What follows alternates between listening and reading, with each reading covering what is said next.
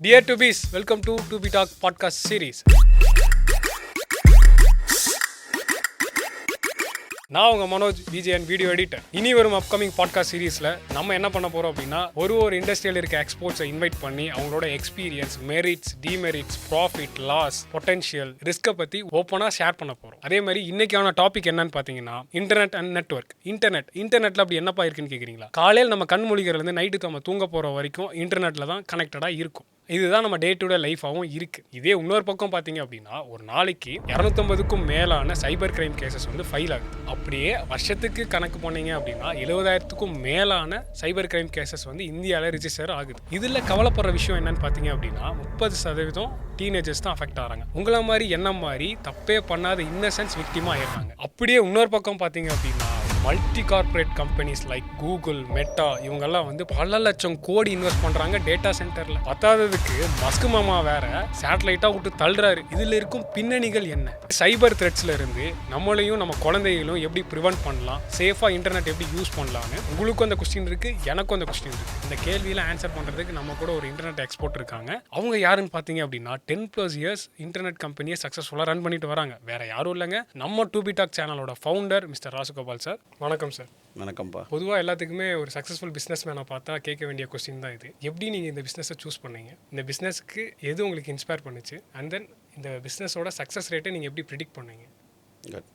So ஆக்சுவலாக வந்து நான் இந்த இன்டர்நெட் பிஸ்னஸை கிக் ஸ்டார்ட் பண்ணும்போது த இயர் பிட்வீன் 2011 and 12 அந்த டைமில் தான் பிஸ்னஸ்குள்ளே என்டர் ஆனேன். ரொம்ப சின்ன வயசுலேயே நான் டீன் ஏஜில் இருக்கும்போதே எனக்கு அந்த பிஸ்னஸ் ஆர்வம் இருந்தது. நான் சின்ன சின்ன பிஸ்னஸ் அது இதுன்னு பண்ணிகிட்டே தான் இருப்பேன். பட் 2011 வரைக்கும் பார்த்தீங்கன்னா நிறைய அப் அண்ட் டவுன்ஸ் இருந்தது. ஈவன் 2009 அந்த டைட்டும் பார்த்தீங்கன்னா நான் நல்ல ஒரு பிஸ்னஸ் ரன் பண்ணிகிட்டு இருந்தேன். பட் வந்து நல்ல ஒரு ஃபால், சரியான ஃபால், நல்ல அடி, கிட்டத்தட்ட ஒரு 15-20 லட்சம் ரூபா நெகட்டிவ் லாஸ். அதுக்கு முன்னாடி வரைக்கும் நான் சேலரிட் பர்சன். ஸோ அந்த பிஸ்னஸில் வந்து ஒரு பயங்கர இம்பேக்ட். ஸோ தென் அதிலிருந்து கொஞ்சம் கொஞ்சமாக மேலே ரெக்கவர் ஆகி தென் 2011 அந்த டைமில் வந்து ஒரு அட்வர்டைஸ்மெண்ட் டிஜிட்டல் மார்க்கெட்டிங் ஏஜென்சி ஆரம்பித்தேன். அது ஒரு 2.5 இயர் ரன் பண்ணேன். ஸோ அதுலேயுமே நிறையா சீசன் அதில் பிஸ்னஸ் நல்லா போச்சு. பட் அப் அண்ட் டவுன்ஸ் இருந்தது. ஸோ தென் ஒரு 2013 அந்த மாதிரி டைமில் வந்து பார்த்தீங்கன்னா இதுக்கு முன்னாடி நடந்த ஃபெயிலியர்ஸ் எல்லாம் நான் கால்குலேட் பண்ணி ஸோ இனி ஒரு பிஸ்னஸை செலக்ட் பண்ணோம் அப்படின்னா உங்களுக்கு ஃபஸ்ட்டு நேட்டிவாக அந்த பிஸ்னஸ் வந்து பிடிச்சிருக்கணும். ஸோ அது ரொம்ப ரொம்ப இம்பார்ட்டன்ட்டு. ஸோ தென் அந்த பிஸ்னஸோடைய ஃபோர்காஸ்ட் லாங் டைமில் நீங்கள் யோசிக்கும் போது வந்து அந்த பிஸ்னஸோட க்ரோத் வந்து பெட்டராக உங்களால் இருக்க முடியும். ரெண்டாவது நம்பர் ஆஃப் கஸ்டமர்ஸ் ரொம்ப லிமிட்டடாக இல்லாமல் அதில் வந்து உங்களுக்கு ஆப்பர்ச்சுனிட்டி வந்து நிறைய வந்து ஆப்பர்ச்சுனிட்டி கிரியேட் ஆகணும். அந்த மாதிரி பிஸ்னஸாக இருக்கணும் அப்படின்னு நான் செலக்ட் பண்ணேன். யோசித்தேன் 2012-13 அந்த டைமில். என்ன ரீசன் இல்லைனா அதுக்கு முன்னாடி நடந்த அந்த whole business up and down failures அந்த சுச்சுவேஷன்ஸ்லாம் வச்சு இந்த பிஸ்னஸை நான் செலக்ட் பண்ணும்பொழுது ரொம்ப கேர்ஃபுல்லாகவும் இந்த பிஸ்னஸில் சக்ஸஸ் ஆன ஒரு 3 பேரை போய் பார்த்தேன். இந்த பிஸ்னஸில் தோற்று போன ஒரு 3 பேர் போய் பார்த்தேன். ஸோ அவங்களோட எக்ஸ்பீரியன்ஸ்லாம் நான் கேதர் பண்ணி இதில் டூ நாட்ஸ் என்ன பண்ணலாம், என்ன பண்ணக்கூடாது, எப்படி பண்ணணும் அப்படிங்கிறத பண்ணிவிட்டு தென் பர்சனலாக இந்த இன்டர்நெட் பிஸ்னஸ் வந்து 90ஸ்லேருந்து 2010 வரைக்கும் எப்படி மூவ் ஆயிருக்கு, தென் இந்த இண்டஸ்ட்ரியோட எக்ஸ்பர்ட்ஸ்லாம் என்ன சொல்கிறாங்க, இதோடைய ஃபியூச்சர் எப்படி இருக்கும் அப்படிங்கிறத ரொம்ப டீப்பாக அனலைஸ் பண்ணி தான் நான் அந்த பிஸ்னஸ்குள்ளே இறங்கினேன். பட் ஃப்ரம் தி 2013 தான் எக்ஸாக்டாக சொல்ல போனால் 13 ஸ்டார்டிங் பீரியட். ஸோ 13லேருந்து இன்னைய வரைக்கும் பார்த்தீங்கன்னா இந்த மோர் தென் 13-15 இயர்ஸ் பார்த்தீங்கன்னா so success rate plus growth rate அப்படிங்கிறது ஏற்கனவே நான் ப்ரிடிக்ட் பண்ணதை காட்டிலும் இந்த இண்டஸ்ட்ரி எக்ஸ்பர்ட்ஸ் 2010 சொல்லும் போது அவங்களாம் சொன்னதை ரிப்போர்ட்டும் வச்சு பார்க்கும்போது அதை விட மல்டிஃபோல்டு இன்க்ரீஸ் தான் ஆயிருக்கு. இன்னும் அடுத்து வரக்கூடிய 10-20 இயர்ஸ் 50 இயர்ஸ் ஆகட்டும் சரி, இந்த இன்டர்நெட்டோட பிஸ்னஸோட பொட்டன்ஷியல் அப்படிங்கிறது number of potential is there. So it's good till the date is going very good. And வந்து இப்போ எல்லாத்துக்குமே ஒரு பொதுவாக ஒரு கேள்வி இருக்குது சார். ஃபஸ்ட்டு இன்டர்நெட்னா என்ன? ஒரு சில பேர் நம்ம ஆஃபீஸ்லேயும் சரி என்ன அப்படின்னா இன்டர்நெட்னா குரோம் தான் இன்டர்நெட்டு, கூகுள் தான் இன்டர்நெட்டு, ஒய்ஃபைனா இன்டர்நெட்டு, மொபைல் ஃபோனில் டேட்டா ஆன் பண்ணுறோம் அதான் இன்டர்நெட் அப்படின்றதெல்லாம் சொல்லிடுறாங்க. ஆக்சுவலி உங்ககிட்ட டிஃபைன் இன்டர்நெட்னு ஒரு கொஸ்டின் கேட்குறேன். Very good. ஆக்சுவலாக இது வந்து ரொம்ப ரொம்ப இம்பார்ட்டண்ட்டு. ஸோ இன்றைக்கி வந்து இன்டர்நெட் யூஸ் பண்ணாதவங்களே யாருமே கிடையாது. ஈவன் வில்லேஜ்லேருந்தே நம்ம இன்றைக்கி வந்து இன்டர்நெட்டை வந்து நம்ம யூஸ் பண்ண ஆரம்பிச்சிட்டோம். ஆமாம் சார். ஸோ இதில் படித்தவங்க, படிக்காதவங்க, தெரிஞ்சவங்க தெரிஞ்சவங்க தெரியாதவங்க எல்லாருமே ஏதோ ஒரு வகையில் இன்டர்நெட்டோட கனெக்ட் ஆகி தான் இருக்காங்க. பட் எல்லாருக்குமே இந்த இன்டர்நெட்னா என்ன, ஈவன் நான் எங்கள் கம்பெனியில் இன்டர்வியூ எடுக்கிறவங்களுக்கு கூட இல்லை ஈவன் ஒர்க் பண்ணிட்டு இருக்கிறவங்களும் கூட நீங்கள் இன்டர்நெட் அப்படின்னா ஒரு ப்ராப்பராக டக்குன்னு சொல்ல தெரியாது. It is a one line word actually. அந்த கொஸ்டின்ஸ்லேயே ஆக்சுவலாக ஆன்சர் இருக்குது. இன்டர்நெட் அப்படிங்கிறது நத்திங் பட் இன்டர், அதாவது ஒரு கம்யூனிகேஷன் டிவைஸ் இருக்குது, இன்னொரு கம்யூனிகேஷன் டிவைஸ் இருக்குது. இந்த ரெண்டு கம்யூனிகேஷன் டிவைஸையும் கனெக்ட் பண்ணுறதுக்கு ஹெல்ப் பண்ணுற மிடில் இருக்கிற இன்ஃப்ராஸ்ட்ரக்சருக்கான ஒரு ஷார்ட் ஃபார்ம் தான் இன்டர்நெட். ஒரு டிவைஸையும் இன்னொரு டிவைஸையும் கம்யூனிகேஷனுக்கு யூஸ் பண்ணுறது தான் இன்டர்நெட். Any communication device. இப்போ உங்ககிட்ட ஒரு மொபைல் இருக்குது, அது ஒரு கம்யூனிகேஷன் டிவைஸ்.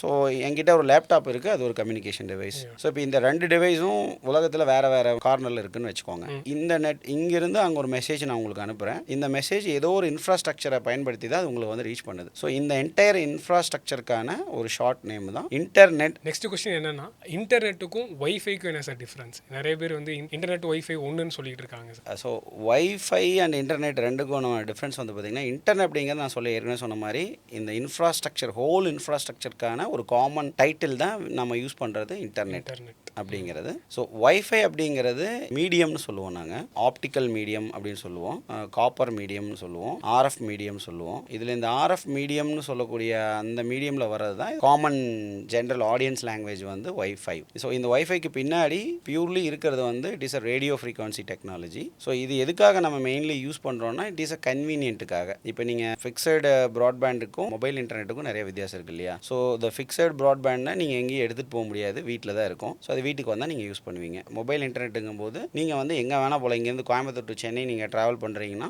லைன் ஆஃப் அந்த ரோடு ஃபுல்லாக உங்களுக்கு வந்து towers, mobile towers, GSM towers இருக்கும்.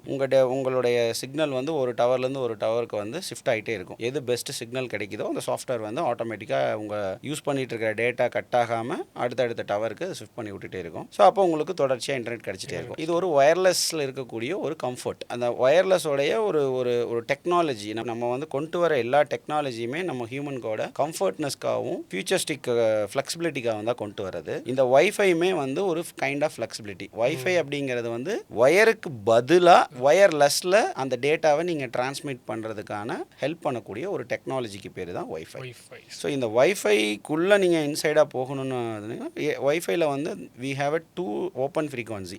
யூஸ்வலாக இந்த ஒயர்லெஸ்ன்னு நீங்கள் சொன்னீங்கன்னாவே இந்த ஸ்பெக்ட்ரம், அந்த ஃப்ரீக்வன்சி சொல்லக்கூடிய ஸ்பெக்ட்ரம் வந்து எல்லாமே லைசன்ஸ்டு தான். ஸோ இப்போ நீங்கள் வந்து நம்ம யூஸ் பண்ணுற 4G 3G and even 2G and 5G எல்லாமே வந்து லைசன்ஸ் ஸ்பெக்ட்ரம். இது அந்தந்த மொபைல் நெட்வொர்க் கம்பெனிஸ் வந்து இந்த ஸ்பெக்ட்ரத்தை வந்து ஏலத்தில் வந்து எடுத்திருப்பாங்க. அதுக்கான crore and crore லைசன்ஸ் ஃபீ வந்து அதுக்கான ஸ்பெக்ட்ரம் சார்ஜஸை வந்து சென்ட்ரல் கவர்மெண்ட்டுக்கு அவங்க பே பண்ணுவாங்க. பட் இந்த வைஃபையுமே ஸ்பெக்ட்ரம் இருக்குது. அதுலேயுமே 2.4 அண்ட் 5.8ங்கிற 2 அலைவரிசை ரெண்டு ஸ்பெக்ட்ரமை வந்து யூஸ் பண்ணுறோம். ஸோ இந்த ரெண்டு ஸ்பெக்ட்ரமே ஓப்பன் ஃப்ரீக்வன்சி. ஓப்பன் ஃப்ரீக்வன்சினா லைக் நீங்கள் வந்து காமனாக பப்ளிக் வந்து ஃப்ரீயாக யூஸ் பண்ணிக்கிறதுக்காக கவர்மெண்ட் வந்து அலாட் பண்ணிட்டு இருக்கிற ரெண்டு ஃப்ரீக்வன்சிஸ். ரெண்டுக்கும் டிஃப்ரென்ஸ் இருக்குது. எஸ்பெஷலி 2.4 அண்ட் 5.8 இந்த ரெண்டுமே ஒரு ஓப்பன் வைஃபை பர்பஸ்க்காக கன்சியூமர் யூஸ் பண்ணுறதுக்காக கவர்மெண்ட் அலாட் பண்ணியிருக்கிற ஸ்பெக்ட்ரம் தான் ஆக்சுவலி. இது இந்த ரெண்டுக்கானது வந்து நம்ம இப்படி புரிதலுக்காக வச்சுக்கலாம். வெர்ஷன் 1 அண்ட் வெர்ஷன் 2.0 அந்த மாதிரி ஒரு அப்கிரேட் வெர்ஷன் மாதிரி வச்சுக்கலாம். இப்போ நீங்கள் 2.4 ஃப்ரீக்வன்சி ரொம்ப ட்ரெடிஷ்னலாகவே ரொம்ப காலத்துக்கு முன்னாடியே அலோகேட் பண்ண ஒரு வைஃபை ஃப்ரீக்வன்சி. ஸோ இதில் வந்து பார்த்தீங்கன்னா லோ பேண்ட்வித் தான் கேரி பண்ண முடியும், பட் அதிக டிஸ்டன்ஸ் வந்து கேரி பண்ண முடியும். ஃபார் எக்ஸாம்பிள் நீங்கள் ஒரு வைஃபை ரவுட்டர் 2.4 ரவுட்டர் வந்து உங்கள் வீட்டில் ஹாலில் வச்சுருக்கீங்கன்னா இன்க்ளூடிங் நீங்கள் ஒரு ஃபர்ஸ்ட் ஃப்ளோர் வரைக்குமே வந்து அந்த பேண்ட்வித்தை வந்து நீங்கள் யூஸ் பண்ண முடியும். பட் லெஸ் பேண்ட்வித் தான் கிடைக்கும். அப்ராக்சிமேட்லி ஒரு 20 Mbps to 30 Mbps ஸ்பீடு தான் மேக்ஸிமமே வந்து உங்கள் வைஃபை ரவுட்டர்லேருந்து உங்களோட லேப்டாப்போ மொபைல் ஃபோனுக்கோ வந்து டேட்டா வந்து ட்ரான்ஸ்ஃபர் ஆகும். அதுவுமே வந்து நீங்கள் வந்து டிஸ்டன்ஸ் கிடைக்கும். லைக் ஃபர்ஸ்ட் ஃப்ளோர் வரைக்கும் யூஸ் பண்ணலாம். அதிகபட்சம் ஃபர்ஸ்ட் ஃப்ளோர், அதுக்கு மேலே அது கிடைக்கும். Because of it is operating micro milliwatts. Frequency வந்து ஃபர்ஸ்ட் ஃப்ளோர் வரைக்கும் தான் கிடைக்கும். ஆமாம், அதோட ரேஞ்சு வந்து அந்த ரேஞ்ச் வரைக்கும் தான் கிடைக்கும். டேட்டா அது வரைக்கும் கேரி ஆகும் 2.4. பட் அந்த ஸ்பீடு வந்து சிமிலராக இருக்கும். ஸ்பீடு வந்து மேக்ஸிமம் ஒரு 30 to 40 Mbps 2.4 அச்சீவ் பண்ணலாம். அதுவே 5.8 GHz நீங்கள் யூஸ் பண்ணுறீங்க அப்படின்னா அதோட வந்து நிறைய பேண்ட்வித் எடுத்துகிட்டு போகும். ஈவன் ஒரு 100 Mbps 200 Mbps அந்த மாதிரி கேரி பண்ணும். பட் டிஸ்டன்ஸ் நீங்கள் ஃபர்ஸ்ட் ஃப்ளோர் வரைக்கும் யூஸ் பண்ண முடியாது. நீங்கள் கிரவுண்ட் ஃப்ளோரில் வச்சுருக்கீங்கன்னா கிரவுண்ட் ஃப்ளோரில் ஒரு லிவிங் ரூமில் வச்சுருக்கீங்கன்னா லிவிங் ஹால், மிஞ்சி போனால் பக்கத்து ரூம் வரைக்கும் எடுக்கிறதுக்கு அது அதிக வாய்ப்பு இருக்குது. So it's based on the range. இதுதான் வந்து 2.4 அண்டு 5.8 வைஃபைக்கான டிஃப்ரென்ஸ். பட் வைஃபைங்கிறது நீங்கள் ரொம்ப புரிஞ்சிக்க வேண்டியது, internet is different, which means internet broadband is ஒரு மீடியம். ஓகேங்களா? So broadband is different, wifi is different. நீங்கள் ப்ராட்பேண்டுக்கும் ஒய்ஃபைக்கும் சம்மந்தம் கிடையாது. ஒய்ஃபைங்கிறது முழுக்க முழுக்க நம்மளோட யூசர் ஃப்ளெக்சிபிலிட்டிக்காக. எப்பவுமே நீங்கள் மோடத்துலேருந்து ஒயரை எல்லா இடத்துக்கும் கொண்டு போய் கனெக்ட் பண்ணி யூஸ் பண்ண முடியாது அப்படிங்கிற ஒரு ரீசனுக்காக அங்கே ஒய்ஃபைங்கிற ஒரு technology, radio frequency RF technology apply பண்ணி நம்ம அந்த யூசர் ஃப்ளெக்சிபிலிட்டிக்காக இம்ப்ளிமெண்ட் பண்ணப்பட்ட ஒரு டெக்னாலஜிக்கு பேர் தான் ஒய்ஃபை. ரொம்ப அழகாக சொன்னீங்க சார். சார் இப்போது முன்னாடி கொஸ்டின் பேசின மாதிரி வயர்லெஸ் டிவைஸ் பற்றி பேசிட்டோம். இப்போ செகண்ட் கொஸ்டின் என்ன அப்படின்னா, வீட்டில் யூஸ் பண்ணுறதும் ஒய்ஃபை தான், வயர்லெஸ் டிவைஸ் தான். மொபைல் ஃபோன் யூஸ் பண்ணுறதும் வயர்லெஸ் டிவைஸ் தான். ஸோ நான் வீட்டில் யூஸ் பண்ணுற ஒய்ஃபை வந்து ஸ்டேபிளாக இருக்குது சார், ஸ்பீடாகவும் இருக்குது. இதே நான் வெளியே வந்துட்டேன், ட்ராவல் பண்ணி வெளியே வந்துட்டேன்னா மொபைல் ஃபோன் இன்டர்நெட் வந்து அன்ஸ்டேபிளாக இருக்குது, ஸ்பீடு கம்மியாக இருக்குது. ஈவன் மொபைலில் யூஸ் பண்ணுற நெட்வொர்க் மூலயமா ரேடியேஷன்ஸ்லாம் வருதுன்னு சொல்கிறாங்க. உங்களுக்கே தெரியும், சிட்டுக்குருவி இனம்லாம் அழிஞ்சிருச்சு அப்படின்ற மாதிரிலாம் சொல்கிறாங்க. அது நம்மளை அஃபெக்ட் பண்ணுமா அப்படின்னு உங்கள் பாயிண்ட் ஆஃப் வியூவில் நீங்கள் என்ன சார் சொல்கிறீங்க? குட், இது ஒரு வெரி குட் கொஷின். ஆக்சுவலாக வந்து வீட்டில் யூஸ் பண்ணுற ஒய்ஃபை இன்டர்நெட் எக்ஸ்பீரியன்ஸ் வந்து பெட்டராக இருக்கும் கன்ஃபார்மாக. வை? பிகாஸ் அதுக்கு பின்னாடி இருக்கிற இன்ஃப்ராஸ்ட்ரக்சரோடைய டிசைன் வந்து அந்த மாதிரி. பிகாஸ் உங்களோட வீட்டு வரைக்குமே வந்து so optical connectivity very well ஸ்டேபிளாக வந்து லேண்ட் ஆகிடுது. ஸோ அதுக்கப்புறம் இருக்கக்கூடியது ஒரே ஒரு சின்ன போர்ஷன் தான். அதை வந்து அந்த ஆப்டிக்கல் டேட்டாவை வந்து ரேடியோ ஃப்ரீக்வன்சி ஆர்எஃப் டேட்டாவை சொல்லக்கூடிய ஒய்ஃபை, உங்கள் டேர்மில் சொல்லணும்னா ஒய்ஃபை டேட்டாவாக கன்வெர்ட் பண்ணுறோம். ஸோ அதில் இருக்கக்கூடிய ஒரு சின்ன கன்வர்ஷனல் தான். அதுவுமே நீங்கள் வந்து உங்கள் வீட்டுக்குள்ளேயே ரொம்ப ஒய்ஃபை ரவுட்டருக்கு ரொம்ப பக்கத்தில், அதில் எந்த இன்டர்ஃபரன்ஸ் வந்து ரொம்ப கம்மி. ஸோ உங்களுடைய டிவைஸுக்கும் உங்களுடைய ஆப்டிக்கல் ப்ராட்பேண்ட் மோடத்துக்குமான கனெக்டிவிட்டியோட இன்டர்ஃபரன்ஸ் வந்து ரொம்ப கம்மியாக இருக்குது. அதனால் உங்களால் வந்து மொபைல் டேட்டாவை கம்பேர் பண்ணும்போதோட ஒய்ஃபை டேட்டா வந்து ரொம்ப எக்ஸ்பீரியன்ஸ் வந்து பெட்டராக ஃபீல் பண்ணுறீங்க. நீங்கள் வெளியே வந்து மொபைல் டேட்டா யூஸ் பண்ண ஆரம்பிக்கும் போது ரொம்ப கொஞ்சம் பூராக ஃபீல் பண்ணுறதுக்கான காரணம் 2 ரீசன்ஸ் இருக்குது ஆக்சுவலி. நம்ம இந்தியாவில் இருக்கிற 5G இன்ஃப்ராஸ்ட்ரக்சர் டிசைனுக்கும் ஃபாரின் கண்ட்ரீஸில் இருக்கக்கூடிய லைக் நீங்கள் யூஎஸ் அண்ட் சிங்கப்பூர் மாதிரியான அப்ராட்ஸில் இருக்கக்கூடிய இன்ஃப்ராஸ்ட்ரக்சர் டிசைனுக்கும் கொஞ்சம் டிஃப்ரென்ஸ் இருக்குது. இங்கே நம்ம என்ன சொல்லலாம்னா, இங்கே ஒரு ஹைப்ரிட் 4Gக்கும் இது ஒரு ஃபுல் 5G கிடையாது. 5G ஸ்பெக்ட்ரமில் ஒரு 4Gயோட ஒரு அட்வான்ஸ். அப்படி தான் வந்து 60% டவர்ஸ் வந்து ஃபங்க்ஷன் ஆகுது. ஸோ அது ஒரு ரீசன். ஃபார் எக்ஸாம்பிள் நீங்கள் அதர் கண்ட்ரீஸில் எடுத்திங்கன்னா ஈஸியாக ஒரு 200 Mbps ரொம்ப எப்பவுமே ஒரு 5Gயில் ஈஸியாகவே கிடைக்கிற ஒரு ஸ்பீடாகவே இருக்கும்.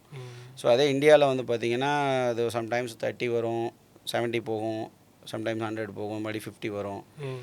ஸோ அந்த மாதிரி வந்து ஒரு ஒரு ஒரு ஃப்ளக்சுவேஷன்லேயே இருக்கிறத நீங்கள் கவனிச்சிருப்பீங்க. இதுக்கு வந்து 2 ரீசன் மெயினாக இருக்குது. இன்னொன்று வந்து மெயின் ரீசன் என்னென்னா, 5Gக்காக நம்ம ஊரில் பெருசாக புது டவர்ஸ் எதுவும் போடலை. ஏற்கனவே இருந்த 4G டவர்ஸில் தான் 80% வந்து அப்கிரேட் பண்ணியிருக்கோம்.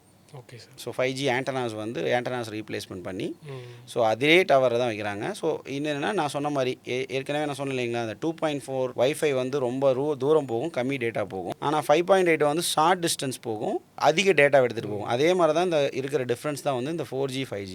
இந்த 4G ஃப்ரீக்வன்சிக்கும் 5G ஃப்ரீக்வன்சிக்கு இருக்கிற பேசிக்கான ஒரு நேச்சரான ஒரு விஷயம் என்னென்னா, 4G வந்து நல்ல ரேஞ்ச் போகும், கம்மி பேண்ட்வித் எடுத்துகிட்டு போகும். 5G வந்து ரேஞ்ச் குறையும், ஆனால் அதிக பேண்ட்வித்தை எடுத்துகிட்டு போகும். இப்போ நம்ம 5G வந்து நம்ம ஏற்கனவே இருந்த 4G டவர்லேயே தானே நம்ம 5G ஆண்டனாஸை வந்து அப்கிரேட் பண்ணியிருக்கோம். புதுசாக இதுக்குன்னு டவர் போட்டிருக்காங்க, பட் ரொம்ப கணிசமான அளவில், ரொம்ப இதுக்குன்னு ரொம்ப அதிகமாக வந்து டவர்ஸ் இன்க்ரீஸ் பண்ணல. ஆக்சுவலாக இன்க்ரீஸ் பண்ணியிருக்கணும். பண்ணியிருந்தால் நீங்கள் மற்ற கண்ட்ரீஸில் கிடைக்கிற மாதிரியே அதே ஒரு ஸ்டேபிள் எக்ஸ்பீரியன்ஸை 5Gயில் வந்திருக்கும். ஸோ அது one of the reason. Okay sir. இன்னொரு ரீசன் வந்து, நீங்கள் எதிர்பார்க்குறது இப்போ ஒரு மொபைல் டவர் இருக்குது அப்படின்னா, அந்த மொபைல் டவருக்குன்னு ஒரு கெப்பாசிட்டி இருக்குது. அதில் லைக் அந்த நீங்கள் டவரில் பார்க்கும்போது அந்த டியூப்லைட் மாதிரி ஆண்டனாஸ் இருக்கும், அதை வந்து நாங்கள் செக்டார்னு சொல்லுவோம். Okay sir. ஸோ அந்த செக்டார்ஸில் வந்து பார்த்திங்கன்னா, அந்த ஒரு செக்டாருக்கும் ஒரு லிமிட் இருக்குது. இவ்வளோ யூசர்ஸ் தான் வந்து ஹேண்டில் பண்ணும், ஒரு இவ்வளோ கண்டென்ட் லோடு தான் வந்து அதில் எடுக்கும் அப்படின்னு லோடு இருக்குது. இப்போ நீங்கள் ரொம்ப ஒரு பப்ளிக் ரொம்ப அதிகமாக அசம்பிள் ஆகிற இடத்துலலாம் பார்த்தீங்கன்னா பொதுவாக இன்டர்நெட் ரொம்ப ஸ்லோவாக இருக்கும். அல்லது வந்து நீங்கள் ரொம்ப ஒரு லோ பில்டிங்குடைய பேஸ்மெண்ட்டில் இருந்தீங்கன்னா, நீங்கள் இது நீங்கள் வந்து மால்க்கெல்லாம் போகும்போது பார்த்துருப்பீங்க, நீங்கள் -2 -1 இந்த இன்டர்நெட் ப்ரௌஸ் பண்ணிங்கன்னா பெருசாக உங்களுக்கு ரெஸ்பான்ஸே வராது. பொதுவாக பப்ளிக் இருக்கிற பிளேசஸில் எதுலேயுமே இன்டர்நெட் ஸ்லோவாக தான் இருக்கும். ஸோ அது 2 ரீசன்ஸு.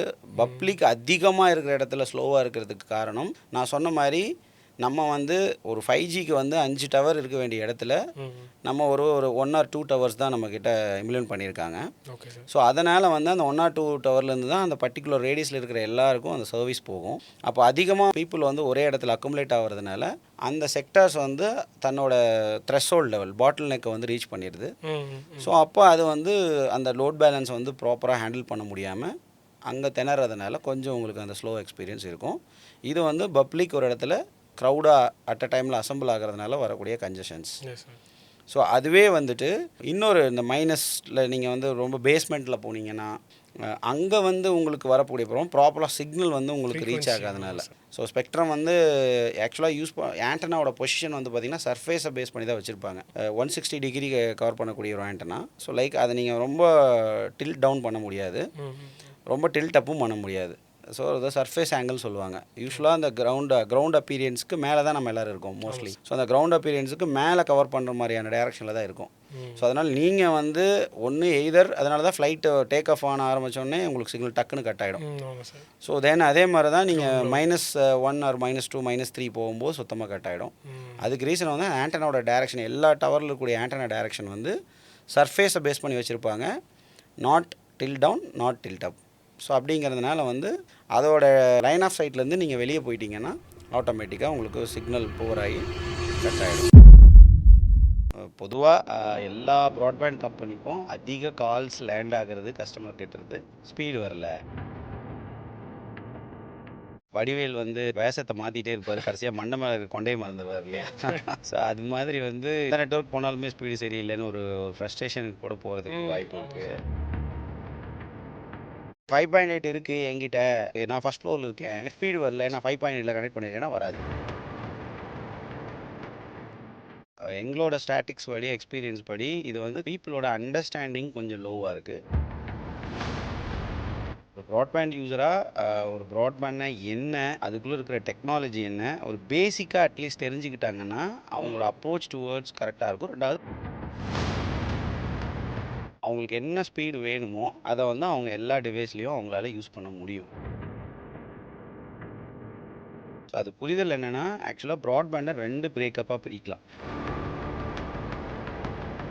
சிம்பிளாக ஒன் லைனில் சொல்லணும்னா, நீங்கள் ஒரு ப்ராட்பேண்ட் கனெக்ஷன் வாங்குறீங்க, அவங்க ஒரு ஒய்ஃபை ரவுட்டர் காம்ப்ளிமெண்ட்ரியாக கொடுப்பாங்க. அது வந்து எலிஜிபிள் ஃபார் சிங்கிள் ரூம் அது மிஞ்சி போனால் 1 வால். அதுக்கு மேலே எல்லாம் பெர்ஃபார்மன்ஸ் ப்ராப்பராக வராது. நீங்கள் ஈவன் 1 Gbps பிளான் ப்ராட்பேண்ட் பிளானே வாங்கினாலும் அது வேஸ்ட்டு, உங்கள் காசு தான் வேஸ்ட்டு.